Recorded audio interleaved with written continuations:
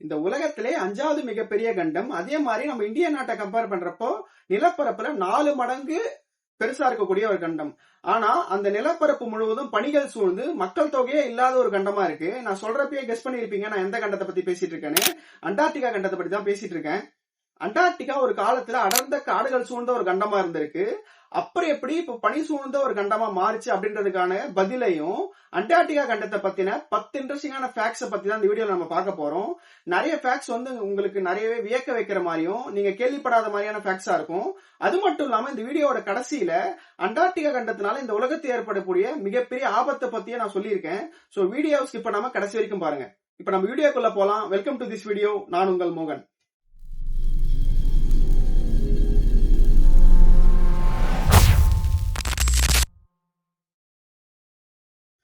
அண்டார்டிகால நம்மள ஆச்சரியப்படுத்துற மாதிரியும் ஆபத்து நிறைந்தவும் நிறைய விஷயங்கள் இருக்கு. அதெல்லாம் பாக்குறதுக்கு முன்னாடி அண்டார்டிகாவோட ஷார்ட் ஹிஸ்டரியை பார்த்துட்டு வந்துரும்.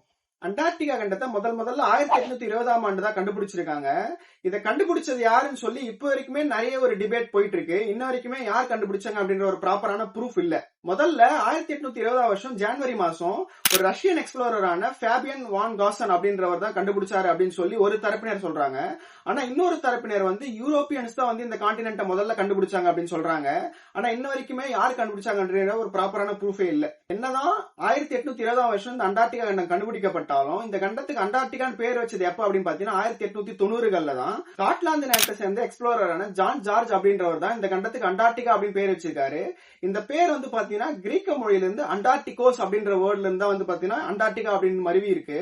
இந்த அண்டார்டிகோஸ் அப்படின்றதுக்கு அர்த்தம் என்ன அப்படின்னு பாத்தீங்கன்னா ஆர்டிக்கு ஆப்போசிட் அல்லது நார்த்துக்கு ஆப்போசிட். ஏன்னா இது சவுத்துல இருக்கிறதால நார்த்துக்கு ஆப்போசிட் அப்படின்றதுனால இது பாத்தீங்கன்னா அண்டார்டிகா அப்படின்ற மாதிரி பேர் வச்சிருக்காங்க. சரி, இப்ப எப்படி அண்டார்டிகா கண்டம் முழுவதும் பனிகள் சூழ்ந்த ஒரு கண்டமா மாறிச்சு அப்படின்றத பத்தி பார்ப்போம்.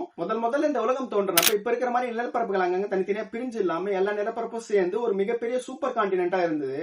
அதுக்கப்புறம் தான் இந்த நிலப்பரப்புகள் தனித்தனியா அங்கங்க பிரிஞ்சு இப்ப இருக்கிற பொசிஷனுக்கு வந்திருக்கு. இதை கான்டினென்டல் ரிஃப்ட் அப்படின்னு சொல்லுவாங்க. இப்பயுமே பாத்தீங்கன்னா ஆப்பிரிக்கா கண்டத்துல இப்படி ஒரு நிகழ்வு நடந்துட்டு இருக்கு. இந்த நிகழ்வுனால பாத்தீங்கன்னா ஆப்பிரிக்கா கண்டமே 2ஆ பிளப்பட போகுது அப்படின்னு சொல்றாங்க. அதை பத்தி ஒரு டீட்டெயிலான வீடியோ நம்ம சேனல்ல போட்டிருக்கோம். அதை டிஸ்கிரிப்ஷன்ல கொடுக்குறேன். இந்த வீடியோ பார்த்துட்டு அதை போய் செக் பண்ணி பாருங்க. இந்த கான்டினென்டல் ரிஃப்ட்னாலதான் பாத்தீங்கன்னா அந்த மிகப்பெரிய நிலப்பரப்புல இருந்து அண்டார்டிகா கண்டம் தனியா பிரிக்கப்பட்டு எர்த்தோட அடிப்பகுதியான சவுத் போலுக்கு தள்ளப்பட்டுச்சு. சுமார் ஒரு 40 மில்லியன் வருஷத்துக்கு முன்னாடி அண்டார்டிகா கண்டம் அடர்ந்த காடுகள் சூழ்ந்த ஒரு இடமா இருந்தது. அதே மாதிரி டைனாசர் போன்ற வனவிலங்குகள் அந்த கண்டத்துல வாழ்ந்ததுக்கான தடயங்களையும் அங்க கிடைச்ச பாசில்ஸ் மூலியமா சயின்டிஸ்ட் கண்டுபிடிச்சிருக்காங்க. அண்டார்டிகா கண்டம் எர்த்தோட சவுத் போலுக்கு தள்ளப்பட்டதுனால அந்த சவுத் போலுக்கு பாத்தீங்கன்னா எர்த் ஒரு டில்டட் டைரக்ஷன்ல பாத்தீங்கன்னா தன்னைத்தானே சுத்தி வருது. சோ அதனால பாத்தீங்கன்னா அந்த சவுத் போலுக்கு பெரும்பாலான சூரிய ஒளிகள் போறதுக்கான வாய்ப்புகள் கிடையாது. இந்த ஒரு காரணத்தினாலையும் அதே மாதிரி பாத்தீங்கன்னா காலநிலை மாற்றத்தினாலதான் பாத்தீங்கன்னா அண்டார்டிகா கண்டத்துல கொஞ்சம் கொஞ்சமா டெம்பரேச்சர் குறைஞ்சு முழுவதுமா அந்த கண்டத்து முழுவதுமா பனிகள் மாறி ஒரு பனிகள் சூழ்ந்த ஒரு கண்டமா மாறுச்சு.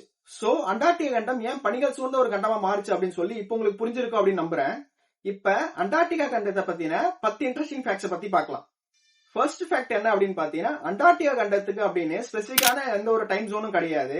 இப்ப நம்ம இந்தியாவை எடுத்துக்கிட்டீங்க அப்படின்னா இந்தியாவுக்குன்னு ஒரு லோக்கல் டைம் ஜோன் ஒன்னு இருக்கு. சோ ஜிஎம்டியை விட 5.5 மணி நேரம் நம்ம முன்னாடி இருப்போம். அந்த மாதிரி ஒவ்வொரு நாட்டுக்குன்னு ஒவ்வொரு ஸ்பெசிபிக்கான டைம் ஜோன் இருக்கு. ஆனா அண்டார்டிகா கண்டத்துக்குன்னு ஒரு ஸ்பெசிபிக்கான டைம் ஜோன் எதுவுமே கிடையாது. ஏன் அப்படின்னு பாத்தீங்கன்னா அண்டார்டிகா கண்டத்துல பாத்தீங்கன்னா நிரந்தரமான பாப்புலேஷன் அப்படின்றது ஒண்ணுமே கிடையாது.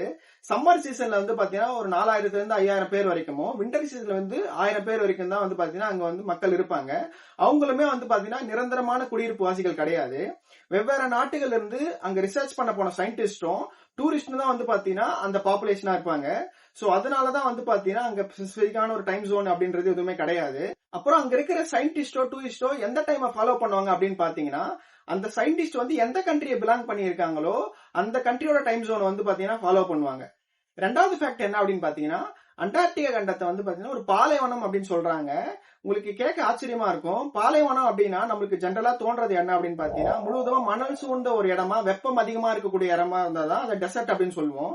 ஆனா எந்த இடத்துல வந்து பாத்தீங்கன்னா மழைப்பொழிவுன்றதே ஒண்ணு சுத்தமா இல்ல மிகவும் குறைந்த மழைப்பொழிவு பொழியுதோ அதுதான் வந்து பாத்தீங்கன்னா டெசர்ட் அப்படின்னு சொல்லுவாங்க. அப்படி பார்க்க போனா அண்டார்டிகால வந்து பாத்தீங்கன்னா ஒரு வருஷத்துக்கே வெறும் 200 மில்லிமீட்டர், அதாவது 2 சென்டிமீட்டர் அளவுக்கு தான் மழை பொழியுமா. அதுவுமே வந்து பாத்தீங்கன்னா அந்த கோஸ்டல் ரீஜன்ஸ் தான் வந்து அதிகமா மழை பொழிவு இருக்குமா. அதனால அண்டார்டிகாவை வந்து ஒரு டெசர்ட் அப்படின்னு சொல்றாங்க. மூணாவது ஃபேக்ட் என்ன அப்படின்னு பாத்தீங்கன்னா, ஆப்பிரிக்கா கண்டத்தை ஒரு விண்டியஸ்ட் கான்டினென்ட் அப்படின்னு சொல்றாங்க. அதாவது காற்றுகள் அதிகமா வீசக்கூடிய ஒரு கான்டினென்ட் அப்படின்னு சொல்றாங்க. அப்படி எவ்வளவு அளவுக்கு வீசும் அப்படின்னு பாத்தீங்கன்னா, மணிக்கு 200 கிலோமீட்டர் இருந்து 300 கிலோமீட்டர் அளவுக்கு வேகமா காத்து வீசுமா. இங்க நம்ம சென்னையில மழை டைம்ல வந்து புயல் உருவாது இல்லையா, அந்த புயல் கரையை கடக்கிறப்பயோ வந்து பாத்தீங்கன்னா மணிக்கு 60 கிலோமீட்டர் இருந்து 100 கிலோமீட்டர் அளவுக்கு தான் வந்து காத்து அடிக்கும். அந்த காத்துக்கே இங்க எவ்வளவு சேதாரம் ஆகுது அப்படின்றத நம்ம பார்த்திருப்போம். அப்போ 200 கிலோமீட்டர் இருந்து 300 கிலோமீட்டர் வேகத்துக்கு காத்து அடிக்குது அப்படின்னா எவ்வளவு அதிகமா இருக்கும் அப்படின்றத யோசிச்சு பாருங்க. சோ இதனால வந்து பாத்தீங்கன்னா அண்டார்டிகா வந்து ஒரு விண்டியஸ்ட் கான்டினென்ட் அப்படின்னு சொல்றாங்க. அண்டார்டிகா கண்டத்துல வந்து பாத்தீங்கன்னா நிரந்தரமான பகலோ இரவோ கிடையாது. 6 மாசம் பகலாவே இருக்கும், 6 மாசம் இரவாவே இருக்கும் அப்படின்னு சொல்றாங்க. கேட்கவே ரொம்ப ஆச்சரியமா இருக்குல்ல.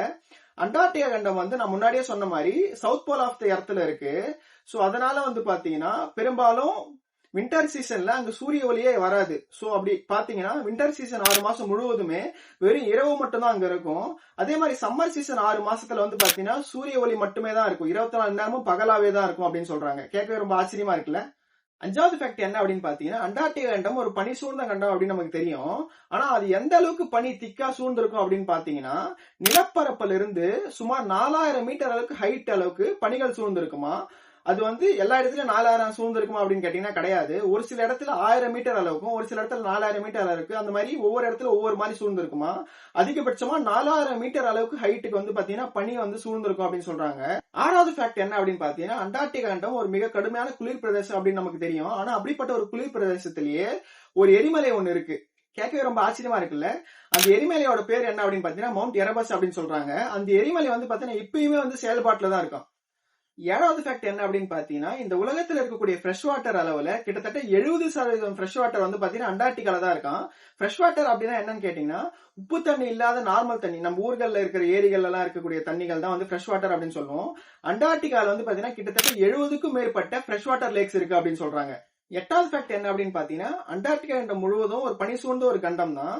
உலகத்தில் இருக்கக்கூடிய மொத்த அளவு பனிகள்ல கிட்டத்தட்ட 90% பனிகள் வந்து பாத்தீங்கன்னா அண்டார்டிகா கண்டத்துல தான் இருக்கான். சோ இப்ப யோசிச்சு பாருங்க, நம்ம உலகத்துல எவ்வளவு இடத்துல எவ்வளவு பனி பிரதேசங்கள் இருக்கு, அதெல்லாம் கணக்கு பண்றப்போ இந்த அண்டார்டிகா கண்டத்தோட 10% தான் உலகத்தோட மிச்ச பகுதிகள் வந்து பனிகள் இருக்கு. இந்த அண்டார்டிகா கண்டத்துல வந்து பாத்தீங்கன்னா 90% பனிகள் இருக்கு அப்படின்னு சொல்றாங்க. நைன்த் ஃபேக்ட் என்ன அப்படின்னு பாத்தீங்கன்னா, இந்த உலகத்தில் இருக்கக்கூடிய one of the biggest mountain வந்து அண்டார்டிகா கண்டத்துல இருக்கு. அந்த மவுண்டனோட பேரு கம்புட்சே அப்படின்னு சொல்றாங்க.